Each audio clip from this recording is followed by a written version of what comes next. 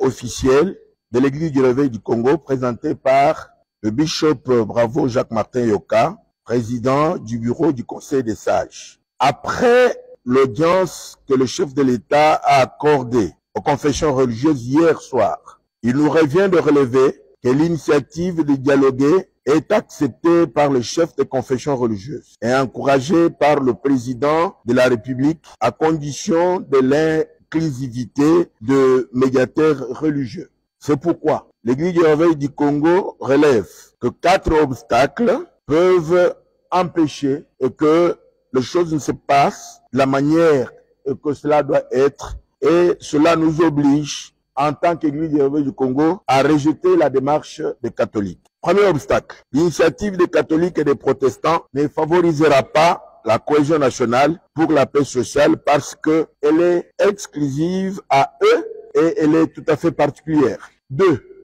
Ces 2 confessions religieuses dénigrent, disqualifient et réduisent les autres confessions religieuses au rang inférieur alors que démographiquement, les confessions religieuses et qui ne sont pas avec les catholiques et les protestants regorgent plus de 80% de la population des croyants.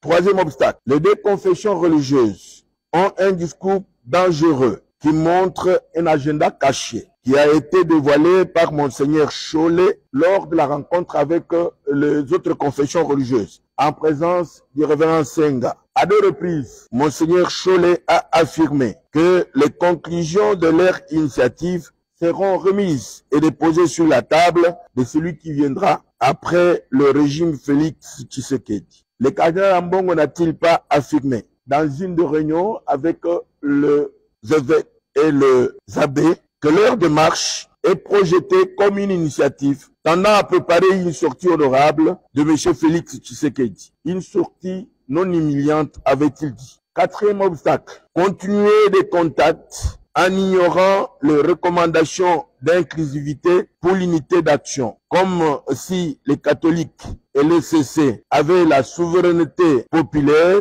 et que le peuple leur avait mandaté de poser les actes qu'ils posent, est un affront.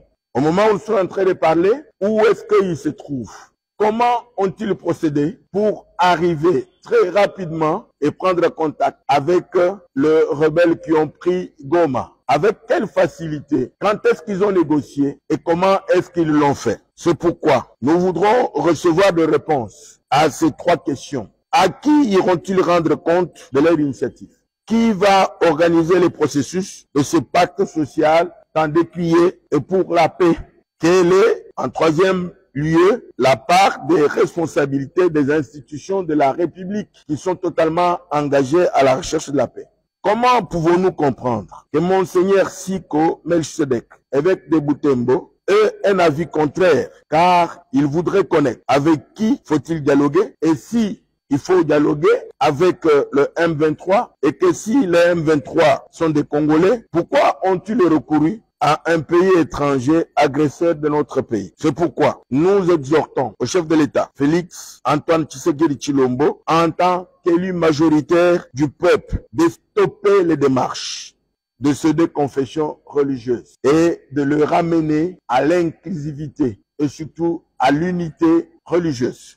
Enfin, nous recommandons au nom apostolique, au nom de l'État du Vatican, de rappeler à l'ordre leurs concitoyens et de rechercher l'unité avec les autres confessions religieuses comme ils l'ont fait jusqu'à présent. Je vous remercie.